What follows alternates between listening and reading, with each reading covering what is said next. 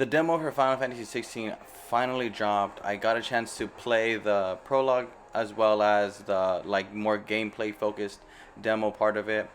Overall, I have a lot of thoughts as far as what makes this game special, what makes it different, what makes it more of the same what we're used to from Final Fantasy. So I'm just gonna go through quick impressions overall of what I experienced. The first thing I want to talk about with Final Fantasy 16 is the gameplay. I feel like this was probably one of the biggest controversial moves that Final Fantasy did going into 16 was moving away from turn-based completely and moving to completely action RPG focused, almost even just more action adventure focused and like a little bit less RPG focused. I feel like this was a huge change that a lot of people weren't really expecting, because I think when we think of like action RPG focused Final Fantasy games, we think of Final Fantasy 15, we think of Final Fantasy 7 remake, and I think when they said that this is gonna be a true action RPG, I feel like a lot of people were like, well, what the hell was Final Fantasy 15? What was Final Fantasy 7 remake then? I think the biggest difference from this compared to those style of games is there is like no menus here. Everything is triggered by like a button versus an actual menu. There's no pause, there's no ATB gauge, there's no MP that I was able to see. It's just reaction timing and animation focused. I think that is a huge contrast comparative to like other Final Fantasy games. And a lot of the things that they said of who was working on this game was like the action combat director for Devil May Cry 5. They had some people who worked on Kingdom Hearts, some people who worked in Platinum. Again, bevy of very talented people that work on action RPGs work together to kind of develop this, I think, unique style for Final Fantasy 16. I think a lot of people want to attribute it to like a Devil May Cry looking style, and I think that's the closest, but it still doesn't feel like Devil May Cry. There's definitely a little bit of more of a floaty kind of mechanic to it. It's definitely a little bit less like hack and slashy, and there is some strategy into maneuvering around the specific enemies. Which ones are gonna have to like be parried more? Which ones are gonna have to just get hack and slashed? There's definitely a different strategy to this kind of action style of RPG that Final Fantasy is bringing. You have the ability to not just control Clive, but you have the ability to also control the dog. You can give him commands, and that's something that when I picked up on was just I was having a blast, just kind of moving my fingers around, pressing different mechanics, figuring out what works and what doesn't. I feel like that's where the biggest change for people is gonna be, is that again, there's no menus or anything, so everything's just reactionary. Everything's very finding a rhythm, and just the different options that they give you when you're attacking enemies is just tons of fun. In like the specific more gameplay focused part of the demo, they give you the ability of having like 3 of the icon powers, as well as more command of the dog, and then you have like this kind of, they're like QTE reaction times, but they serve more as like parry mechanics. It's really weird.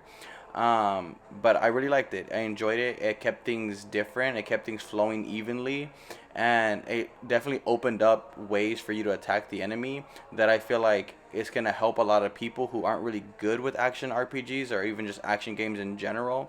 It kind of eases you in a very specific way that makes you feel like you're doing cool shit. It also just leaves a lot of room for error and experimentation, where I feel like if this was more like a Souls game, which I think is like what a lot of people kind of attribute to like the more action RPGs nowadays, is these Soul style games, where every moment matters, every timing matters, when you attack matters. This is more like free flowing, more like experimental, and as far as like moving or switching between your different icon abilities, maneuvering around specific enemies. And overall, I just had a blast. I think the gameplay, the combat is very addicting. I think it lends itself really well to Final Fantasy with the different elemental magic you can throw out. You have the items that you can use between the different D-pads. If I was to give a negative to the combat, I think it is a little too flashy. I feel like there's a little bit too much color sparks. There's a little bit too much particle effects going on, where when you're fighting like hordes of enemies, you kind of almost don't really know where you're at sometimes. You definitely lose yourself at moments. One of the things that I will say is that when you use like the Phoenix ability, he has like where you can press circle and you can kind of like dash immediately towards an enemy, similar to like Final Fantasy 15 when Noctis would like throw his blade at the enemy and kind of teleport there. It's very similar where you just kind of dash immediately in front of them. That was so useful whenever I would lose Clive, and I'll just press circle and immediately be in front of an enemy, and I'll be like, okay, now I know where I'm at again, and that was just very useful as far as, again, just maneuvering around enemies and not really getting lost in all the particle effects. I think overall it looks really cool, especially when you're doing like boss encounters and stuff like that. I think it was just more during like the horde enemy fights was definitely easy to get lost in. Overall, I really like that Final Fantasy 16 is taking the more action oriented approach to gameplay versus kind of like the hybrid menu system that Final Fantasy 15, Final Fantasy 7 Remake have, just because I feel like it gives this game its own unique identity within Final Fantasy. And I feel like you can point to every Final Fantasy game and they have something that kind of makes it stand out, whether it be introducing the ATB gauge, introducing job systems. Final Fantasy 10 had the switching out between different characters mid-battle. Every game had their own specific unique gimmick or abilities or gameplay mechanics that make it very much its own, and this being more action focused definitely makes it more its own style of game. I think it's also going to be more widely accepted within like the more mainstream, especially with like I feel like people are just not as much into turn-based. Definitely there are exceptions to it, but it's definitely harder to create a turn-based game and make it stand out the way Final Fantasy needs to stand out. I think when you look at games like Persona, when you look at games like Dragon Quest or Pokemon, those are all turn-based RPGs that have very specific styles. And Final Fantasy never really had a specific, this is what Final Fantasy turn-based looks like, just because it's always switching up. And this game just completely getting rid of it and completely doing, hey, this is an action RPG game. I'm fine with that. I think it lends itself really well to what this game is doing, and it makes for some really awesome boss encounters, and I'm very hyped for this. Alright, let's talk about the story of this game. I feel like this is where, if you're a traditional Final Fantasy fan and the action combat kind of turns you away from it, the story is gonna just, it's gonna hook you, man. The story is so freaking engaging, from what's going on in like the political landscape of the world to kind of the more in-depth details of the characters. Everything is just being so deliberate, so like dramatic, so many twists and turns that are going to happen in this. You can just already tell the prologue set up with so many questions that I need answers to. And I feel like not just the overall concept of the story, but like the specific dialogue lines and the delivery of the voice actors really makes these characters like pop and stand out. And I feel like that's what Final Fantasy does really well, is they make very memorable characters that you just kind of gravitate towards.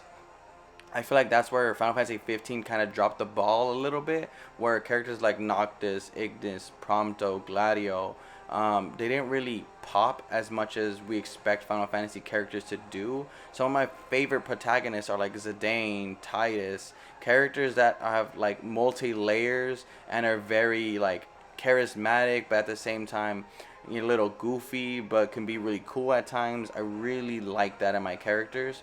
And I remember when I was watching a lot of the trailers, one of my biggest doubts that Final Fantasy 16 was going to be able to deliver is a very strong main protagonist. And I had my doubts about Clive, but after playing the prologue story, after hearing a lot of his dialogue within gameplay, within the cinematics, I am 100% sold on Clive. I'm behind him through and through. I thought originally he was just going to be like this very serious, kind of cool guy. But then when you see how like naive he can be, when you see the development that he's clearly gone through as a character, it definitely adds more levity to who he is, and it adds more like humanness to him. You can definitely relate to him on this kind of grandeur scale of, hey, even though we're capable of doing really cool things, or we are doing really cool things, sometimes it really goes unnoticed, and that sucks. And again, I could just relate to this character Clive really, really well. His dynamic and his one-on-ones between the protagonists, between the other antagonists were just really, really well delivered by the voice actor, by the dialogue. Again, I can't express enough how great this story is, and I feel like this is what the like I think there's a lot of selling points to this game. The combat is great. Graphically, it's great. Artistically, it's phenomenal. And the story is just so in depth. And every line, I was just so like entranced by what they were saying. Even like just their choice of words were just so unique, so different, and again it just adds a level of character to every one of these people. And I just gotta applaud like the dialogue between his little brother Joshua and Clive. Those were some of the most heartfelt moments that I really believed in their brother bond. If I only played like 20 minutes of them together, and I believe that these are two brothers that are damn near inseparable, and they mean the world to each other.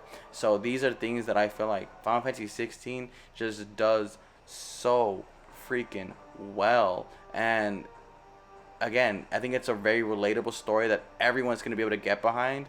I think there might be a little, like, if you're not very story focused, if you're not someone who plays games for the story, I feel like you might get a little bogged down by the dialogue lines, by how long some of the cutscenes are. But I feel like if you just kind of relax a little, you just let it, you just enjoy it for what it is. It's hard for someone to look at this and say that it's bad story, it's bad cutscene. It's just, I can't imagine anyone saying that. It's so freaking good.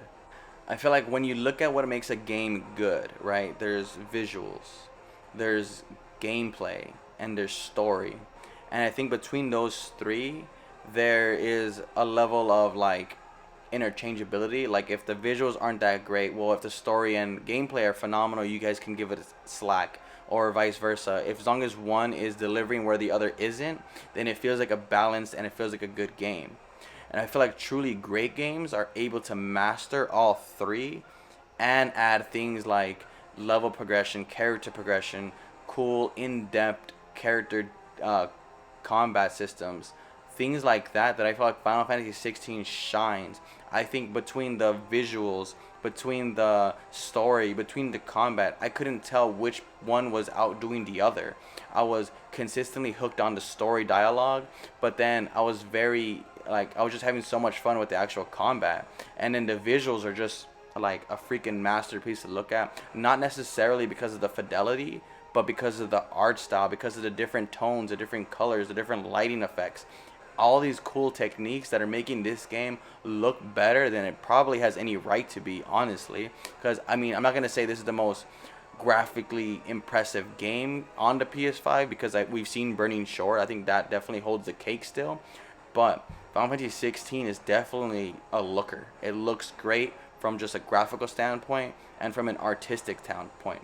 And one thing I haven't even brought up in this is the sound effects. Like the sound effects from the slashing, the music is just so freaking empowering. And I feel like it's one of those things that is often overlooked in video games nowadays.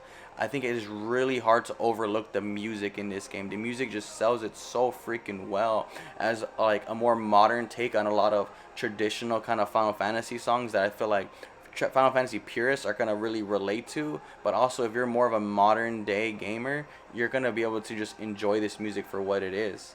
I mean, overall, this game is just such a full package, and I'm just so impressed and so excited to finally play this game June 22nd. I'm glad that I played the demo.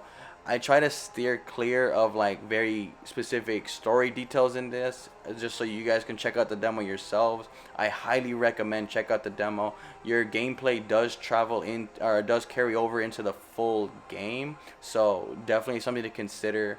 I mean, you don't really have anything to lose except maybe you don't like the game, and then in the end of the day, you lose a little bit of time.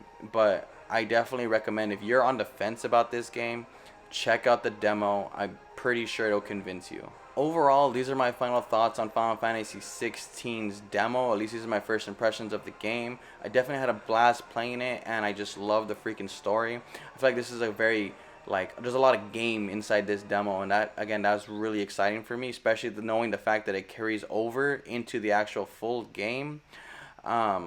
Anyways, if you guys enjoyed this video, like the video, please consider subscribing, as it does help me out tons. And with that, I'll see you guys on the next one.